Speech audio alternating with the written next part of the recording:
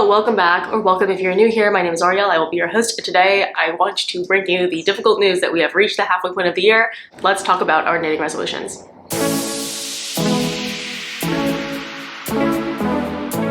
So, happy June.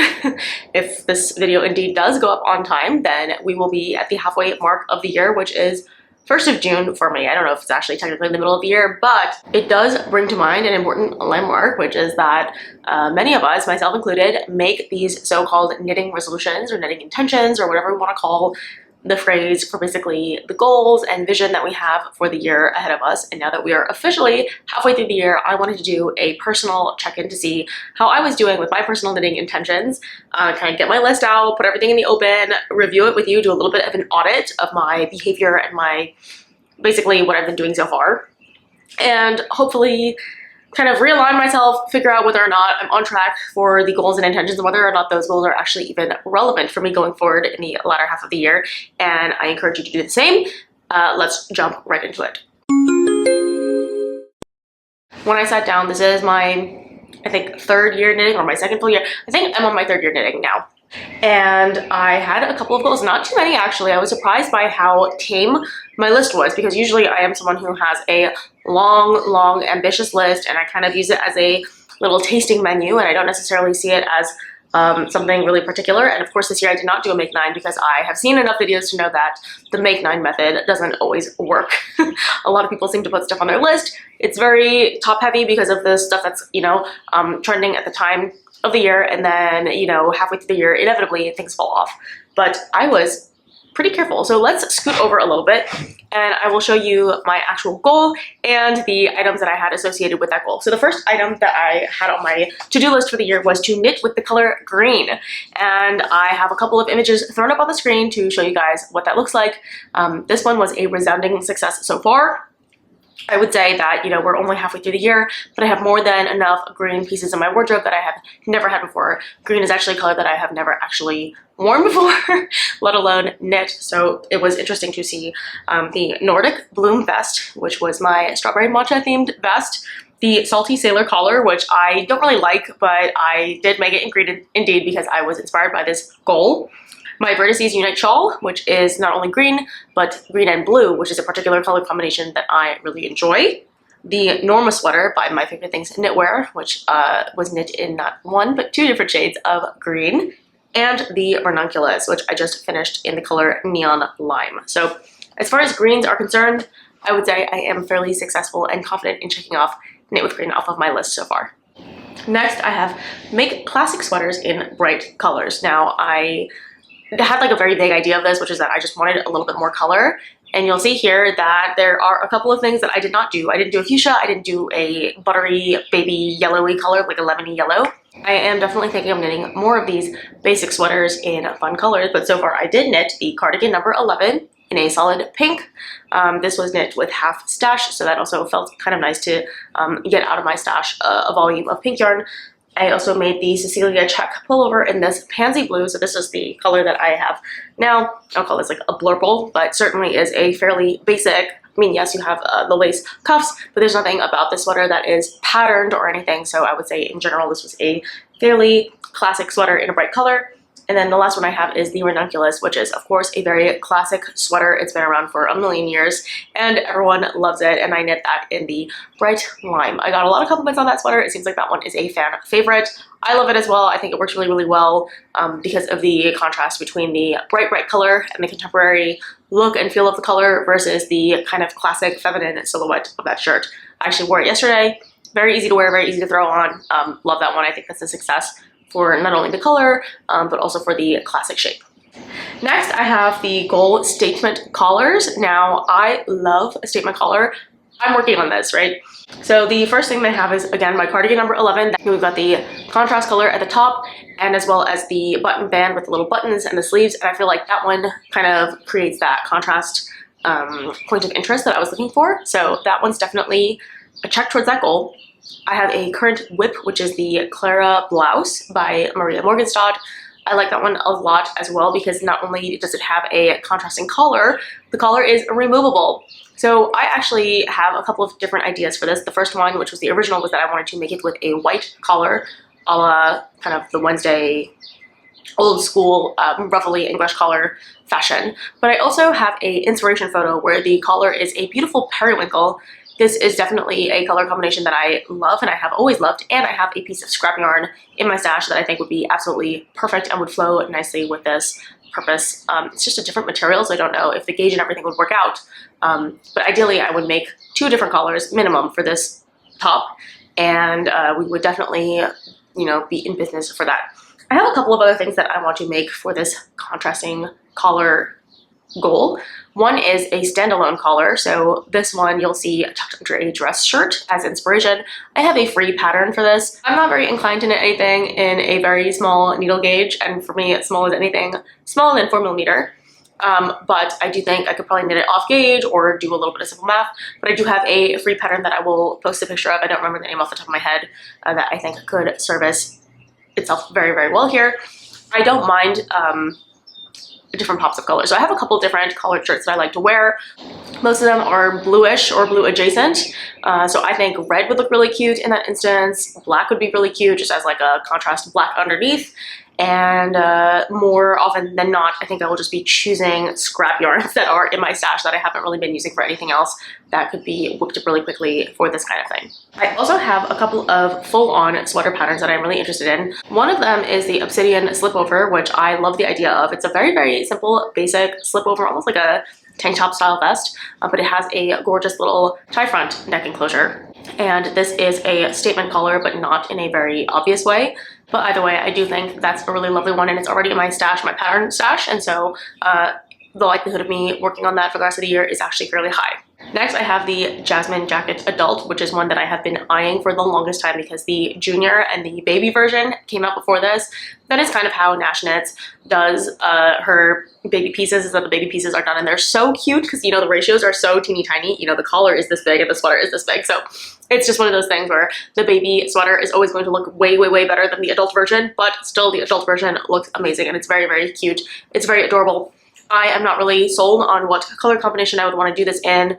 Obviously, the kind of beige with black looks incredibly clean, and I have to say I respect the hell out of a clean jacket like that. It looks very substantial and, again, like a true jacket piece.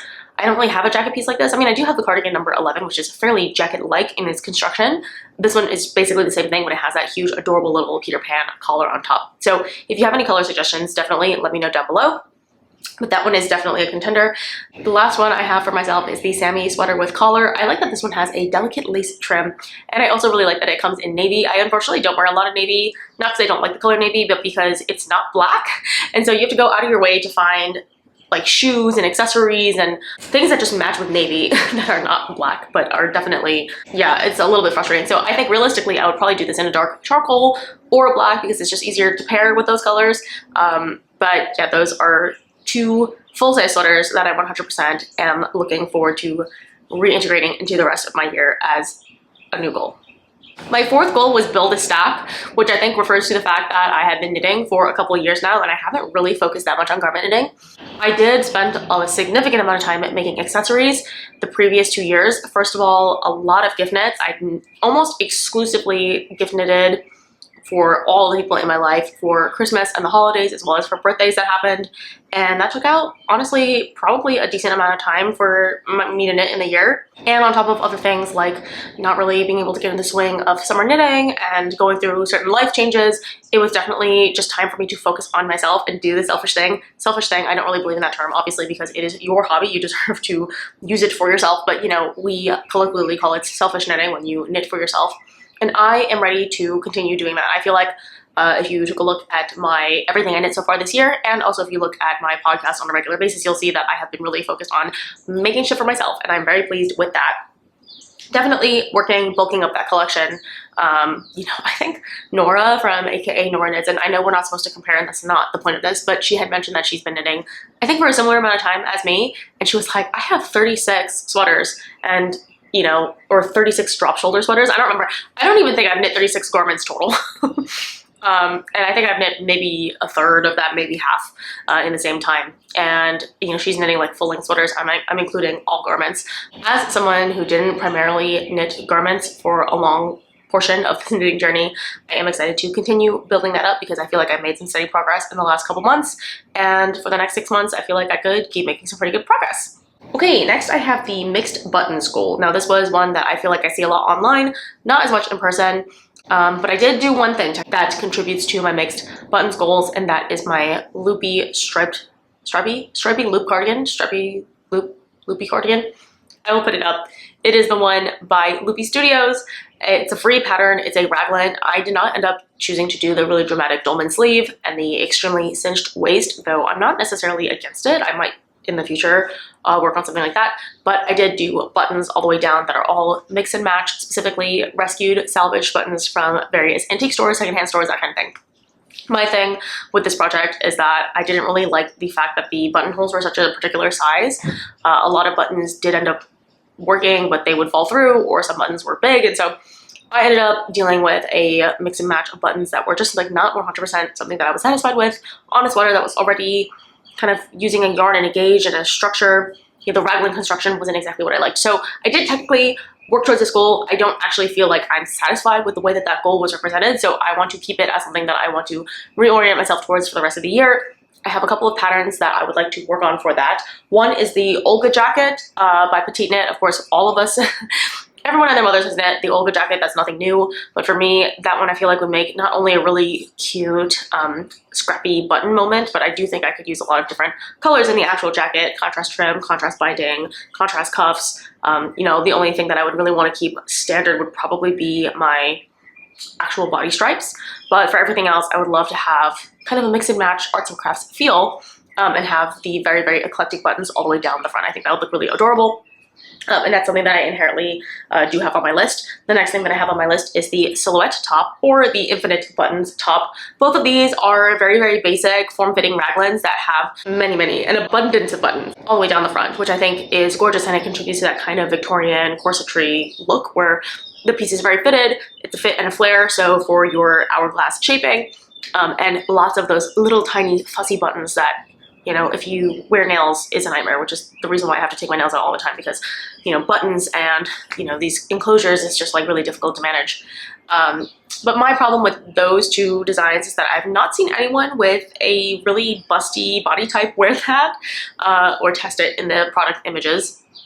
I know that there is a way for me to include bust darts or to add bust darts into something, but I am scared, and you guys are a great resource for me. So if you have any advice on what I can do to either modify the existing patterns, both of those pattern examples, like, I'm sure they're perfectly nice. One of them is like a free design, so I'm not saying that the designer did anything wrong, because she's not even really calling herself a pattern designer. She's like, I made this for myself and I have instructions if you want to follow them. The other one, the silhouette top, is actually a design, but I looked at the measurements and like my bust would have been size like 5, and then my everything else would have been like size 1 or 2. And so for me, that was definitely going to be a little bit difficult for me to manage. I mean, maybe I could just like cast on a small amount, knit up to the largest size that I would need, and then knit back down to the smallest size that I would need. I don't know. I'm not very good at this kind of thing, so if you have any advice, either in terms of choosing sizes for the actual raglan pattern, or adding in bust art ideas, and or a different kind of pattern for the button, let me know, because I'm still interested in that goal. I just haven't really had a chance to really see it through in the way that I would really want, because the vision is adorable. I've been collecting buttons for so many months to achieve this, and the thing that I do have that is mixed buttons is just like not that cute to me. Next, I have traditional meets modern, and this one I have like one thing that I've done. Granted, the inspiration that I have pulled and that I've put into this particular box is very, very different from what I have done. So you'll see that when I talk about traditional meets modern, I really do mean like traditional style color work. I don't know where this is from, and also it's not like traditional as in like there's no modern influences, but you can see that it's a very typical like yoke sweater with the sleeves and the bottom, but the color scheme is a little bit different, and, you know, depending on how you style it, it doesn't look very traditional, I guess, in the sense that, you know, it wouldn't look like a vintage knitting pattern, but it does have nods to the vintageness. I would say I've done a little bit of that. Like the Norma sweater, for example, is technically one of those vintage revival pieces that Easier puts out, because, you know, it hits like the 20-year mark, and they want like a new designer to like refresh the idea or whatever. So I do know the Norma sweater is actually inspired by a vintage design. I made a very contemporary version with very contemporary colors, and I love the way that that one came out, and we're kind of using that as the blueprint. I also finished the Bergman sweater by Caitlin Hunter, which is not really a super traditional sweater by any means.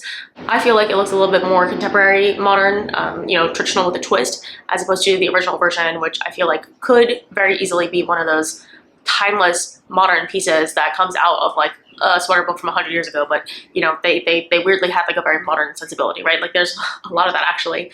I love going into a museum and looking at all the stuff that was made hundreds of years ago, and you could see it being made and produced by a company today and it wouldn't look out of place. So yeah, that was like my vision. I have a couple of contenders for later on in the year when I want to actually look at making more kind of traditional meets modern pieces. I think these are a great place to put your scraps because I have a lot of like single balls that don't have homes, and when you play around with the scraps enough, you can kind of, you know, jerry rig a cute little color combination together. So I have the Fuyuhi sweater, which is one that I've really enjoyed, but it's a very swancho-y shape, and I'm not entirely convinced I like it, and I don't really know what I can do to fix it. I guess I could split for armholes higher up, but again, I've never done that, and I don't really know how I would, though maybe it is actually just that easy, like just take off part of the chart. I don't know. If you know, let me know. And then the last one is the Maha. No clue how you pronounce the J here, but it's the Maha cardigan. This is a free pattern. I have it saved. It's a steeked cardigan, which I love. I love steeking. If you know me, you know I love a steek. Very easy, very addictive. If you get me on a steeked color work piece, I will get it done within like the day or the week. It is definitely just like boop, boop, boop, very meditative, and I do think it gives me that look that I'm looking for where the color work is on the top and the bottom and the cuffs. That's definitely my favorite style of color work. I don't really like when it's only at the yoke. I don't necessarily dislike it on other people. I just think as someone who is like rather top heavy to begin with, I need a little bit of that balance where I have something on the top. My bust, ideally, like the fullest part of my bust is hopefully from here down, right after the yoke, hopefully the middle part of my torso is plain to kind of create the minimized look. And then cuffs and bottoms can be colored to create that visual balance, so to speak. And so I think that cardigan does it for me, especially because it's a free pattern. I feel more confident tackling that now than I did maybe 2 years ago when I first found the pattern. But I would love to do it in a more contemporary color scheme where it doesn't necessarily look as old-fashioned as the original. I mean, it's beautiful as it is. I just want something really contemporary. Okay, and the second to last one is for the home. I knit almost nothing for the house this year. I made some felted pot holders, like the little hot pads that you put your stuff on the table with, and I could barely even call that making it this year because I made the actual knitted product last year, and the only thing I did this year was throw it in the washing machine and felt it and then cut it out into pieces of, you know, 4x4 squares or whatever the size was. But I didn't really do anything for the house this year. I'm working on a pillowcase, and I just pulled out yarns for an office blanket. We got a new rug for the office. We're doing an office remodel, very exciting.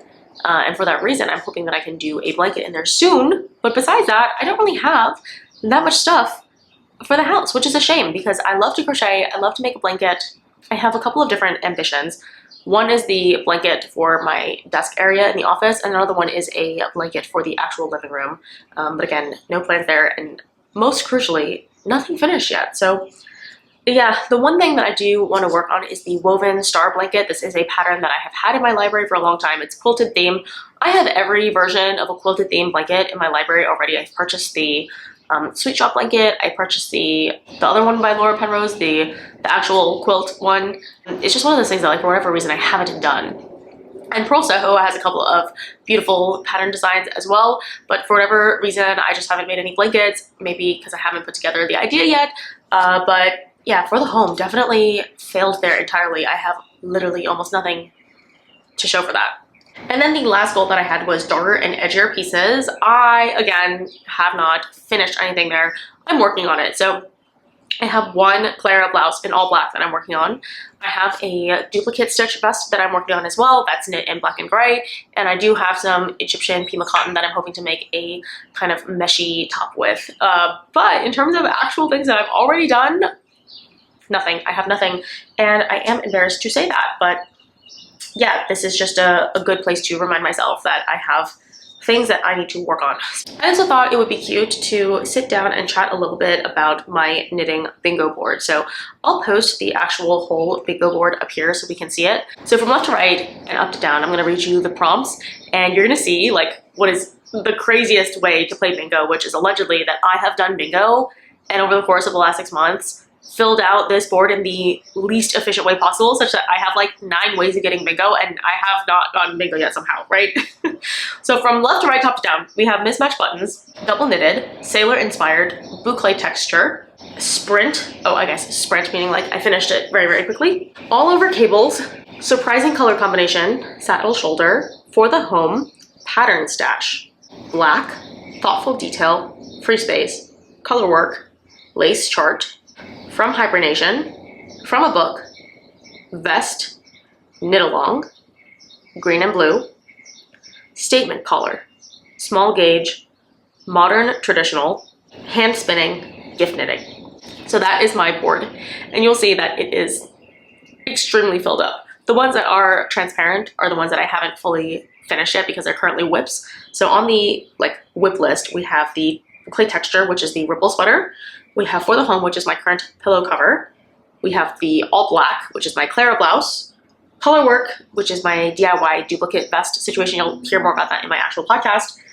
My knit along, which you will also hear about in my podcast. The statement collar sweater, which this V-neck has been sitting in hibernation for a couple months now, so I don't even know if I can call it a whip. It's really a UFO. And that is it in terms of my, so I have 5 active whips. That if I actually put them in for bingo, like I have 1, 2, 3, 4, 5. Like if I finish these whips, I have like maybe 6 ways of getting bingo. So it is ridiculous the method that I chose to actually play this bingo game, because I think like the more reasonable thing to do would be like look at my board and then cast on based on would be like the shortest opportunity to get bingo. I think the part of the reason why I've been procrastinating is because I don't really have a goal in mind. I thought tentatively to reward myself with the C-knit needles or Seek knit needles from Japan, because I have heard nothing but positive things, and by nothing I mean, so Handmade by Florence, she uses those needles, and Norman from Knitting Nimble Needles, he also did a review, and his reviews are scathing. Like he's a tough nut to crack. He's a very difficult critic to impress, and he gave a glowing review of these needles. They do have an Etsy shop, and I'm able to get like a small like favorite sampler kit where you kind of choose your favorite needles and you put them together and you make a mini kit. And I was tempted to get myself a set of needles if I got bingo, and here I am like 5 bingos in. I have like the most repetitious bingo board in the world, and I don't know, like I guess those would be a good reward, but I'm also like, I know I don't really like bamboo needles, so if I did that it would literally strictly be for curiosity and maybe for reviewing sake, because I haven't really seen that many people reviewing that particular brand of needles on YouTube. I don't know what else I could think of, so if you guys have any ideas on a way that I could kind of reward myself for a job well done, please let me know, because I don't know. And the last thing that I want to say about this is that above and beyond, like by and large, the biggest goal that I had for this year was to knit from my stash. And I think that was a resounding success. I have knit most of my projects from stash entirely, and if not the entire project from stash, then at least half of the project from stash, or like the contrast or the cuffs or the mohair or whatever. So much of what I did this year was knitting from stash, and I am really, really happy that that is the case, because you know, one, the cost of yarn is just expensive, and you know, I think I'm happy to be really in the knitting game, and like I know that it's a long haul hobby for me now, and it really like scratches the itch for me in a lot of different ways. But at the same time, I don't want the knitting to kind of get away from me. And so every year that I learn new things that I like, or things that I don't like, or I learn not to cut corners or where to cut corners, I want to make sure that I'm using up a decent amount of stuff in the last batch before I get to the new batch. And most of what I've been knitting this year has been influenced by previous year's choices and trying to make ways to kind of use them cleverly. I still have a pretty sizable stash, and actually, you know, with some changes around the house, I might do a stash down sale sometime soon, because there is a lot of stuff that needs to move out of this apartment that I can't keep any longer. So keep your eyes peeled for that. I want to think about plans going forward in terms of like, you know, when we make our make nines or whatever for the rest of the year, what is it that makes it so untenable for us to keep to those things. Because I don't necessarily think it's worth throwing out the baby with the bathwater and saying like, oh, the knitting resolutions, like they never work for me, I'm just not going to do them anymore. Well, why? Is it because they're too specific? Is it because they're too aspirational and they're not really rooted in any real life habits? Is it because they're more of like a dream and not really a real life thing? So for me, the things that I didn't do, like for instance, I didn't do the mixed buttons thing. It's just because I've been avoiding cardigans. To be honest, I think I just don't like the idea of making cardigans as much as I like the idea of making literally anything else in the round as opposed to flat. So that's definitely something I can look at. In terms of knitting darker, edgier pieces, it's because I don't have a lot of dark yarn in my stash, and so buying new yarn wasn't really something that I was doing this year. I was really knitting from stash more than anything else. So I understand the kind of gaps and why I did what I did. I would love you to share your resolutions this year in terms of what you did do and what you didn't do. I think that would be really, really sick and fun for us to kind of like take a little inventory and see what we did and what we didn't do, and maybe why. Because if the why was just like it fell off the bandwagon and I forgot, that's one thing. But if it's because of a legitimate reason, like you know, like I didn't have the yarn for the project and I didn't have it in the budget to just start buying yarn for that project, that totally makes sense. Or I attempted something and it didn't end up working, and so even though I technically did do this goal, it didn't scratch the emotional itch of fulfilling an aspiration that I had for my knitting. And if it's because we've reached the warmer season relatively early and, you know, warm weather knits is just like not my thing, or I'm not inspired by what's out there right now, you know, so be it. That's also very, very possible. But yeah, I just wanted to do a little bit of a check-in and like a hello, it's June, which is like, yes, wild to me. So I'm gonna like reinvigorate, recenter myself. Definitely kind of, this was helpful in taking 1 minute to like pause and reassess. I'm very, very curious to know what everyone else's resolutions are. I think mine were broad enough that they were practical for me to chip through. And please help me figure out a prize for myself, because yeah, without a prize, bingo is kind of like not worth playing, right? So that's it for today. I just, you know, wanted to pop in and talk a little bit about the passage of time, you know, which we always want to be reminded of. You know, all of us love to be reminded about time marching forward, you know. Thank you so much for watching. I hope that this was the gentle little nudge that you needed to get back on track, and I will see you on the next one. Bye!